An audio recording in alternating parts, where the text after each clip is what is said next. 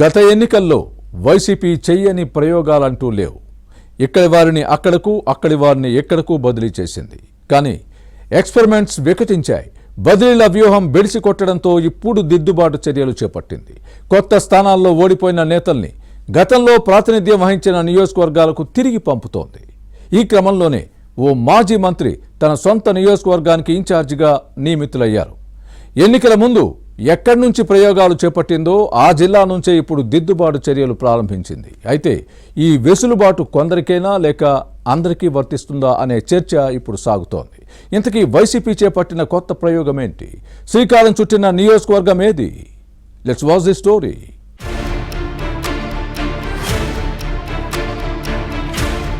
వైసీపీలో మార్పులే మార్పులు, గెలిచినా మార్పులే, ఓడినా మార్పులే. ఎన్నికల ముందు ఇదే పద్ధతిని అనుసరించిన వైసీపీ ఓటమి తర్వాత కూడా దీన్నే ఫాలో అవుతోంది. మార్పుల దెబ్బ గట్టిగా తగలడంతో ఇప్పుడు దిద్దుబాటు చర్యలు చేపట్టింది. సామాజిక సమీకరణాల పేరుతో ఫ్యాన్ పార్టీ గత ఎన్నికల్లో ప్రయోగాలు చేసింది. అప్పట్లో పలువురు ఎమ్మెల్యేల నియోజకవర్గాలను మార్చింది. ఉమ్మడి గుంటూరు జిల్లా నుంచే ముందుగా ఈ ప్రయోగం చేసింది. అభ్యర్థుల స్థానాలను మార్చినా ఫలితాలు మాత్రం రాలేదు. ఎక్స్పెరిమెంట్ వికటించిందని గ్రహించింది. దీంతో దిద్దుబాటు చర్యలను కూడా ఈ జిల్లా నుంచి మొదలుపెట్టింది. గత ఎన్నికల్లో గుంటూరు వెస్ట్ లో ఓడిపోయిన విడుదల రజనీని మళ్లీ తన పాత స్థానం చిలకలూరిపేటకు పంపించింది.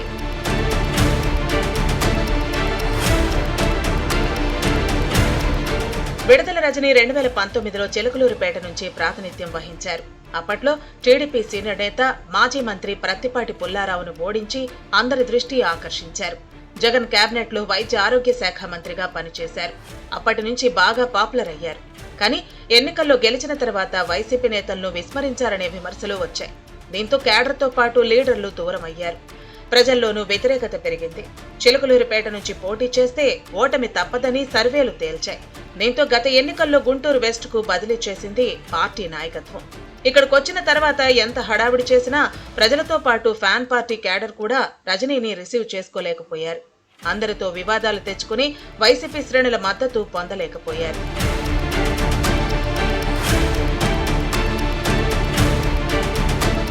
గుంటూరు వెస్ట్ లో టీడీపీకి కొంత బలం ఉంది. 2019లో ఇక్కడి నుంచి టీడీపీ ఎమ్మెల్యేగా గెలిచిన మద్దాలగిరి ఆ తర్వాత వైసీపీ పంచన చేరారు.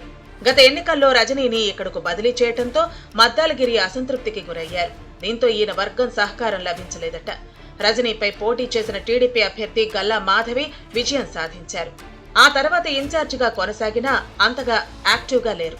గుంటూరు వెస్ట్ లో పాలిటిక్స్ చేయడం కష్టమని భావించారు. గతంలో ప్రాతినిధ్యం వహించిన చిలకలూరిపేటే బెటర్ అనుకున్నారు. పార్టీ పెద్దలకు ఇదే విషయం చెప్పారు. చేసిన తప్పేంటో పార్టీ నాయకత్వానికి తెలిసొచ్చింది.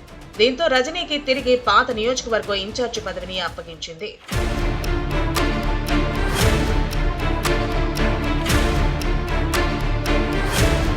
అధిష్టానం ఆదేశాలు అందిన వెంటనే ఆలస్యం చేయకుండా చిలకలూరిపేటలో అడుగుపెట్టారు విడుదల రజనీ. గతంలో ప్రాతినిధ్యం వహించిన నియోజకవర్గంలో మళ్లీ పట్టు సాధించే ప్రయత్నంలో ఉన్నారు. అప్పట్లో నర్సారావుపేట వైసీపీ ఎంపీగా ఉన్న లావు శ్రీకృష్ణదేవరాయలు, మంత్రి విడుదల రజనీ మధ్య ఆధిపత్య పోరు ఉండేది. ఎన్నికల ముందు వైసీపీని వీడి టీడీపీలో చేరారు లావు. ప్రస్తుతం నర్సారావుపేట లోక్సభ నియోజకవర్గ తెలుగుదేశం ఎంపీగా ఉన్నారు. దీంతో వైసీపీలో రజనీకి ఇబ్బందులు లేవు. స్వపక్షంలో విపక్షంగా పనిచేసే నేతలు లేరు. దీంతో సాఫీగా పాలిటిక్స్ చేయొచ్చని భావిస్తున్నారు. చిలకలూరిపేట ఇన్ఛార్జ్ రజనీ గతంలో వ్యతిరేకించిన నేతలతో సఖ్యంగా ఉంటున్నారు. క్యాడర్ను కలుపుకుని ముందుకు సాగేలా ప్లాన్ చేసుకుంటున్నారు. గతహ ఇకపై కొత్త రాజకీయం చేద్దామంటూ అందరికీ చెబుతున్నారు. గత ఎన్నికల్లో చిలకలూరిపేట నుంచి వైసీపీ అభ్యర్థిగా పోటీ చేసి ఓడిపోయిన కావటి మనోహర్ నాయుడు ఇక్కడ ఇన్ఛార్జిగా కొనసాగే ఆసక్తి చూపకపోవటం రజనీకి కలిసొచ్చింది. ఈయన గుంటూరు మేయర్గా ఉన్నారు. దీంతో ఇటు మేయర్గా బాధ్యతలు నిర్వహిస్తూ అటు చిలకలూరిపేటలో వైసీపీ ఇన్ఛార్జిగా పనిచేయటం కష్టమని భావించారు. ఈ అంశాలను పార్టీ దృష్టికి తీసుకువెళ్లడంతో రజనీకి మార్గం సుగమం అయింది. చిలకలూరిపేట నియోజకవర్గంలో రజనీ ఏ మేరకు పట్టు సాధిస్తారో చూడాలి.